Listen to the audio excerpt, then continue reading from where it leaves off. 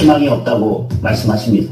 희망이 없는 정당은 죽은 정당입니다. 혁신과 미래가 필요한 지금은 모두 발언부터 듣겠습니다. 왜 내가 국민의힘 당대표가 돼야 하나? 전 국민 여러분, 사랑하는 당원 동지 여러분, 누구나 국민의힘의 혁신을 말합니다.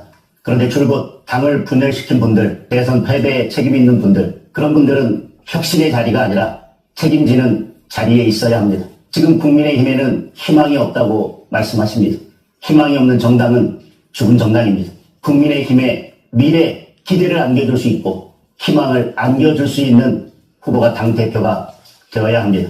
정치 생명을 연장하기 위한 것이 아니라 정치 생명을 걸고 당을 혁신할 수 있는 사람, 당대표가 마지막이 아니라 당대표가 시작인 사람이 당을 제대로 혁신할 수 있을 것입니다. 혁신과 미래가 필요한 지금은 장동혁이 답입니다. 이어지는 순서는 스피드 일문일답입니다. 제가 드리는 공통 질문에 답하시는데 단답형의 명쾌한 한 문장으로 답변하셔야 됩니다. 대선 패배와 지지율 하락, 위기에 처한 국민의힘, 이것을 버려야 국민의힘이 산다. 내부 분열을 없애야 국민의힘이 삽니다. 밖에 있는 50명의 적보다 안에 있는 1명의 적이 훨씬 더 위험합니다. 국민의힘을 하나로 모을 때 국민의힘이 살 수 있습니다. 두 번째 질문으로 넘어가 보겠습니다. 국민의힘은 보수의 적통을 강조하고 있지만 보수 정체성을 놓고 흔들리고 있습니다. 내가 생각하는 보수의 가치는 이것이다. 보수의 진정한 가치는 자유민주주의 헌법 수호입니다. 대한민국 헌법은 자유민주주의 가치 위에 서 있습니다.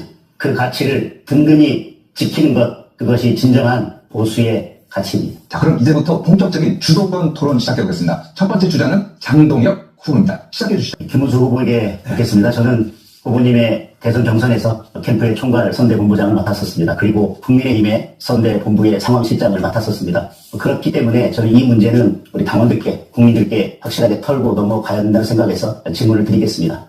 대선 경선 과정에서 계속해서 한덕수 전 총리와의 단일화를 말씀하셨습니다. 한 인터뷰에서 이렇게 말씀하셨습니다. 특히 한덕수 대행이 출마한다면 경선 초반부터 흔들림 없이 단일화를 주장한 후보답게 즉시 찾아뵙고 신속하고 공정한 단일화를 성사시키겠다 말씀을 하셨습니다. 그런데 후보가 확정되고 나면 단일화 시간까지는 일주일 정도밖에 남지 않았다고 하는 것은 이미 정해진 사실이었고요. 당에서 여러 여건들이 만만치 않다고 하는 것도 사실은 이미 다 예견했던 사실들입니다. 그런데 결국 단일화는 되지 않았습니다. 그리고 한덕수 전 총리를 즉시 찾아뵙겠다는 약속도 지켜지지 않았습니다. 따라서 후보님께서는 이 단일화 약속을 하실 때 23번의 단일화 약속을 하셨는데 정말 한덕수 총리와의 단일화를 할 의사가 있으셨는지, 처음에는 단일화할 의사가 있었다면 그는 왜 한덕수 총리를 찾아뵙거나 단일화를 위해서 적극적으로 나서지 않았는지에 대한 답변을 부탁드리겠습니다. 한덕수 후보와 단일화를 했기 때문에 한덕수 후보는 출마를 안 했죠? 한덕수 후보가 대선에 출마를 했습니까? 저는 그것은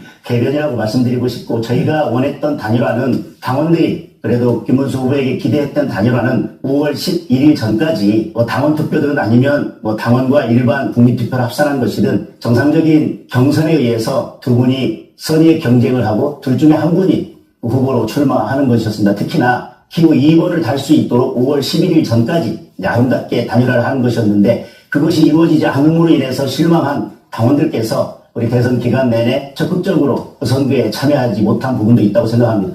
지금 그러면 대선 과정에서 결국은 최종적으로는 후보님께서 약속하셨던, 당원들께 약속하셨던 그 단일화가 이루어졌다라고 생각하십니까? 단일화가 이루어져서 한덕수 후보는 마지막에 저한테 와서 우리 중앙당에 있는 우리 대선 후보 사무실 와서 저하고 포옹을 하면서 단일화하는 거 제가 말씀드리는 것은 보셨죠? 당원들께 지속적으로 약속했던 단일화, 그리고 당원들께서 기대했던 단일화, 그래서 두 분 간의 공정한 경선 투표에 의해서 단일화를 이루셨다. 그것이 지금 후보 교체를 통해서 결국은 나중에 정상적이지 않은 방법으로 하나의 후보가, 한 분의 후보가 결정됐지만 그것이 후보께서 약속하셨던 단일화인지, 그리고 그것이 당원들께서 기대하셨던 단일화인지에 대한 답을 제가 듣고 싶습니다. 저는 단일화를 해서 바로 한덕수 후보가 우리 대통령 후보 사무실로, 저 사무실로 오셔가지고 직접 포옹을 하고 저 손을 들어주시고 저거 돕겠다고 하고 가셨고요. 그것이 단일화고요. 두 번째는 당에서 하려고 했던 것은 바로 후보를 교체하려고 했던 거, 단일화를 하려고 하는 게 아니라 저를 선거에서 뽑아놓고 마지막에 저를 교체하고 한덕수 후보로 바꾸려고 했는데 후보님, 그것을 예, 후보님, 우리 예, 당원들의 예, 전원 후보님, 투표로 제가, 바로 부결시켰죠. 예, 후보님 제가 말씀드린 누구보다도 것은 잘 아시지 않습니까? 저는 분명히 후보 교체는 잘못됐다고 제 페이스북에 썼습니다. 분명히 입장을 밝혔습니다. 그러나 후보 교체가 잘못되긴 했지만 후보 교체까지 간 과정에는 우리 김문수 후보께서 당원들에게 약속하셨던 그 단일화를 하지 않았기 때문에 거기까지 갔다고 저는 말씀드리고 싶습니다. 제가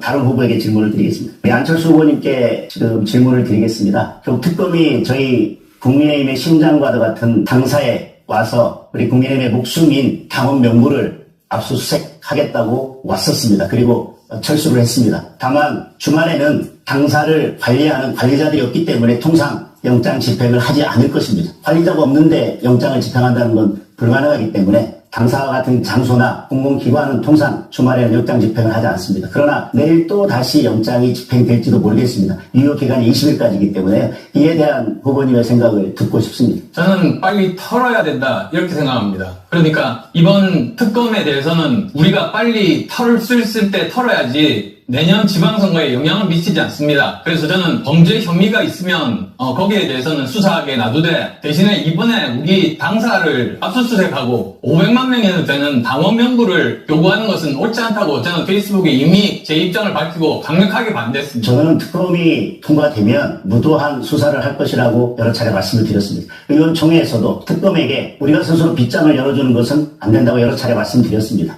지금 이런 무도한 특검에 대해서 찬성표를 던지셨는데 그럼 내일이라도 다시 이것이 집행이 된다면 우리 안철수 후보께서는 어떤 방법을 동원해서 어떤 방법으로 실질적으로 이 특검의 압수수색을 막아낼 것인지 이런 적치 특검의 무도한 수사를 예상했으면서 왜 특검에 찬성하셨는지 다시 한번 묻겠습니다.